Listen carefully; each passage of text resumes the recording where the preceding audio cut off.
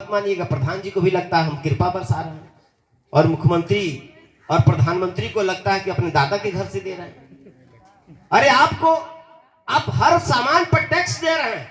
साबुन खरीदते हैं, सरफ खरीदते हैं, पानी खरीदते हैं, तेल खरीदते हैं, नमक खरीदते हैं, जो भी खरीदते हैं आप उस सब पे टैक्स देते हैं। टैक्स देते हैं इतना और वापस आपको इतना अनाज के रूप में कर देते हैं। उस पर भी लगता है कि उनकी मेहरबानी से आप जी रहे हैं। आप आवाज उठाना सीखिए और कहिए हमको भीख नहीं चाहिए, हमको जमीन चाहिए। 1 एकड़ जमीन दो, अपनी भीख बंद करो, हम भिखारी नहीं हैं। ये संकल्प लेना होगा आपको। आज के दिन बाबा साहब डॉक्टर अंबेडकर की जयंती है और सरकार कुछ दे रही है तो मेहरबानी नहीं बरसा रही है। वो अपने बाप के घर से नहीं दे रहा है। ध्यान रखना इस बात को, किसी का एहसान नहीं है। आप अपना हक मांगना सीख जाइएगा तो किसी सरकार की औकात, सरकार बड़ी नहीं होती है, सबसे बड़ी जनता होती है। सरकार और बड़ी नहीं होती है, ये दिमाग से निकाल दीजिएगा। बस थोड़ा सा हिम्मत करिए, सरकारें हम बदल सकते हैं। और अपने नेताओं से भी सवाल करिए। जो नेता आते हैं कहते हैं बाबा तेरा मिशन अधूरा, हम सब मिलकर के करेंगे। पूछा उनसे पूछिए कि भैया बतावा जमीनिया नहीं मिलल हमके आज ले, आजादी के 75 साल ज्यादा बीत गए, जमीन नहीं मिलल तो जमीनिया के लिए कुछ लड़ला, लड़ाई कैला? अगर कहता है कि नहीं, अपने दरवाजे से भगा दीजिए। भगाना सीख जाइएगा तो आपके बच्चों का भविष्य संवर जाएगा। अगर जवाब देना सीख जाइएगा तो हमारी पीढ़ियां सुधर जाएंगी।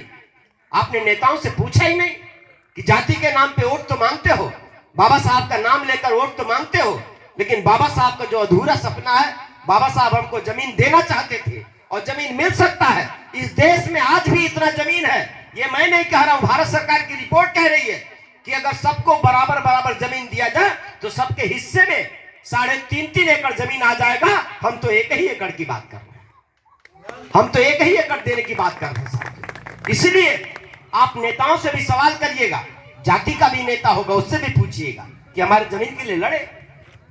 उस नेता से भी सवाल करिएगा जो आता है कहता है कि हम आपके समाज के हैं, आपके जाति के हैं, उससे भी कहिएगा। जो जय भीम का नारा लगा के आता उससे भी कहिएगा। दुश्मन से तो सवाल करेंगे ही करेंगे, लेकिन जो हमारे बीच गद्दार छुपे हैं उनसे भी सवाल करिए। कहिए कि बताओ कि बाबा साहब ने संविधान में लिखा है कि हमारे बच्चों को फ्री एजुकेशन होना चाहिए। बाबा साहब ने कहा, लिखा संविधान में कि हमारे बच्चों की पढ़ाई फ्री में होना चाहिए। और आज सरकार क्या कर रही है? पढ़ाई इतनी महंगी करती चली जा रही है कि अब हम गरीब का बच्चा पढ़ नहीं पाएगा आगे के दिनों में। बाबा साहब को तो इन्होंने डायरेक्ट रोका पढ़ने से, कहा कि हम तुमको स्कूल नहीं आने देंगे, तुम अछूत हो। आज ये सरकार क्या कर रही? संविधान से तो डर रही है सरकार, लेकिन हमारे बच्चों को पढ़ाई से रोक रही। कैसे रोक रही है? कह रही स्कूल तो गांव गांव खोलतानी, लेकिन पढ़ाइया इतना महंगा कर दे कि तुहार लड़का स्कूलों हम जा नहीं पाई। पढ़ाई का फीस इतना महंगा हो जाए। पहले हम गांव में सुनत रही ना कि फलाने देखा हो रक्षा चलावत रहे, उनका लड़का डॉक्टर बन गई। फलाने देखा हो मजदूरी करता रहे, उनका लड़का इंजीनियर बन गई। कहीं अब सुना था कि केहू रिक्शा वाले का लड़का डॉक्टर बना था, केहू मजदूरी का लड़का इंजीनियर बना था? नहीं, ये ना थे कि वो जमाने में पढ़ाइया फ्री में रहा और ये जमाने में अगर डॉक्टर बनने का सपना सोचबू तो पहले 50 लाख देखा तो घर में बा कि ना, पहले देखा कि 25 लाख बा कि ना इंजीनियर बनाए लड़का के। तो क्या समझ रहे हैं?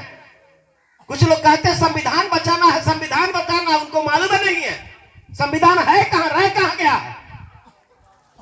वो संविधान कहता है कि पढ़ाई फ्री में होना चाहिए और आज वो संविधान के पन्ने पन्ने फाड़ दिए गए, आपको पढ़ाई से रोक दिया गया है। आपका बच्चा डॉक्टर नहीं बन पाएगा, इंजीनियर नहीं बन पाएगा। वो गांव में खोल दिए हैं जहां कुछ होता नहीं, जो वो गांव का प्राइमरी स्कूल, बस वहां से बस इतना कि नमो लिख ले। लेकिन आपके बच्चे का उनका लक्ष्य है कि मजदूर बनाएंगे, वो मजदूर बनाने की पूरी तैयारी कर रहे हैं। इन सवालों पर भी आपको बात करना पड़ेगा। जो आपके बीच में आता है आपको उससे सवाल करना पड़ेगा। बातें मैं बहुत लंबी नहीं करूंगा, लेकिन आप